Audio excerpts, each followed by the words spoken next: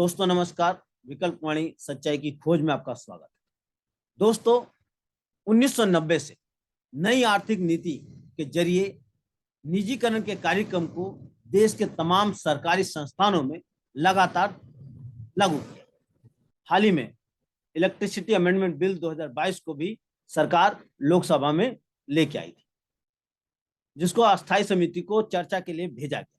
ये बिल अभी आया नहीं है, लेकिन उसके बावजूद महाराष्ट्र के कई इलाकों में अडानी समूह ने बिजली वितरण करने की लाइसेंस मांगा है, जिसका पुरजोर विरोध बिजली विभाग के कर्मचारी कर रहे हैं। आखिर वो क्यों इसका विरोध कर रहे हैं, इससे क्या आम लोगों को नुकसान होने वाला है और क्या बिजली कर्मचारियों को नुकसान होने वाला है, इस पे विस्तार से हमसे बात करने के लिए आज हमारे साथ कृष्णा बोयर जी हैं, जो महासचिव हैं Maharashtra state electricity workers federation के और राष्ट्रीय सचिव हैं अखिल भारतीय विद्युत कर्मचारी संघ के।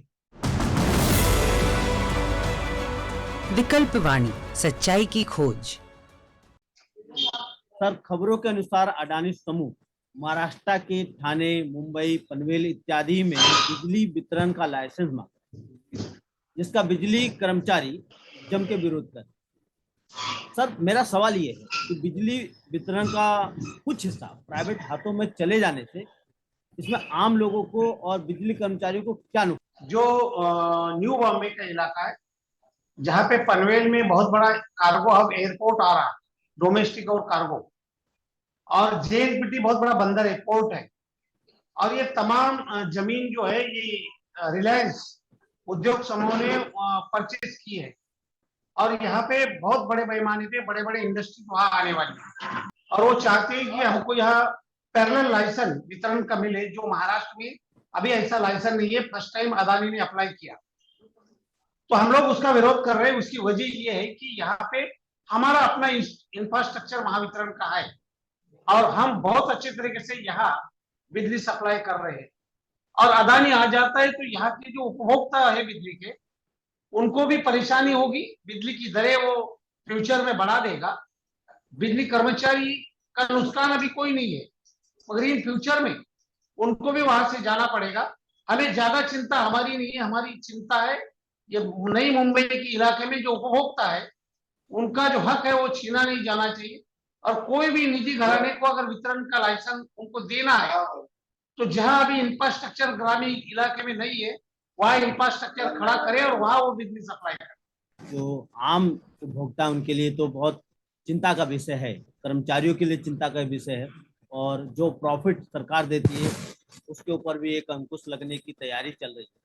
सर, इलेक्ट्रिसिटी अमेंडमेंट बिल 2022 सरकार ने इस बिल को अस्थायी समिति को भेजा है। अस्थायी समिति ने बिजली कर्मचारियों के संगठनों से कोई वार्ता किया है?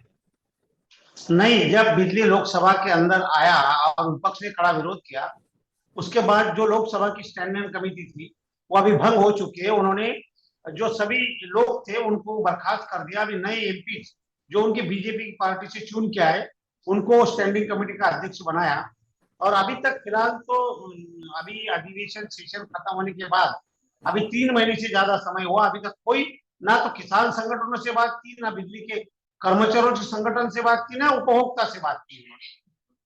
सर, एक सवाल जो बार बार जहन में आ रहा है और आम लोग का भी सवाल है, कोई ऐसा सरकारी संस्थान जिसका पहले निजीकरण किया गया, फिर उसको निजी कंपनियों ने जब मुनाफा नहीं बना हो तो उसको फिर से सरकारी संस्थान को वापस दिया है क्या? कोई ऐसा अनुभव है सर? अब जहां तक बिजली उद्योग का अगर ताल्लुकात है, तो 2003 के कानून के बाद उड़ीसा के अंदर प्राइवेट प्लेयर को वहां पे सप्लाई करने की अनुमति दी थी। उड़ीसा के 7 डिस्ट्रिक्ट के अंदर साइक्लोन की वजह से जो इंफ्रास्ट्रक्चर था वितरण कंपनी का, चाहे वो लाइन्स हो, सबस्टेशन हो, ट्रांसफार्मर्स हो, ये सभी उस साइक्लोन की वजह से नाबूद हो चुके। फिर उनकी जिम्मेदारी थी कि उन्होंने पुनर्स्थापित करना था, सप्लाई रिस्टोर करना था, मगर उन्होंने हाथ खड़े कर दिए। हमने बोला कि ये हम नहीं करेंगे, हमारे एग्रीमेंट में ये नहीं था। और फिर वो कंपनी के तरफ से पूरी 7 जिलों की लाइन हमको टेक ओवर करना पड़ा, महावितरण कंपनी को, और सरकार ने लागत करके फिर से वो पुनर्स्थापित किया, सप्लाई रिस्टोर किया, कई करोड़ रुपए लागत वहां पे लगी। तो ये तो बड़ा दुर्भाग्यपूर्ण बात है कि नफा कमाएंगे हम, अब जब कोई ऐसा समय आएगा तो हम भाग जाएंगे। ये प्राइवेट उद्योगपति जो है उनका मकसद ही नफा कमाना, कोई सेवा भाव करने के लिए या कोई आम उपभोक्ता का बहुत बड़ा पुण्य का काम करने के लिए वो नहीं आ रहे। ये तो साबित हो चुका है उस। शुक्रिया सर, मेहरबानी, आप इतना कीमती समय आपने दिया, हमको इतनी सारी इंफॉर्मेशन दिया।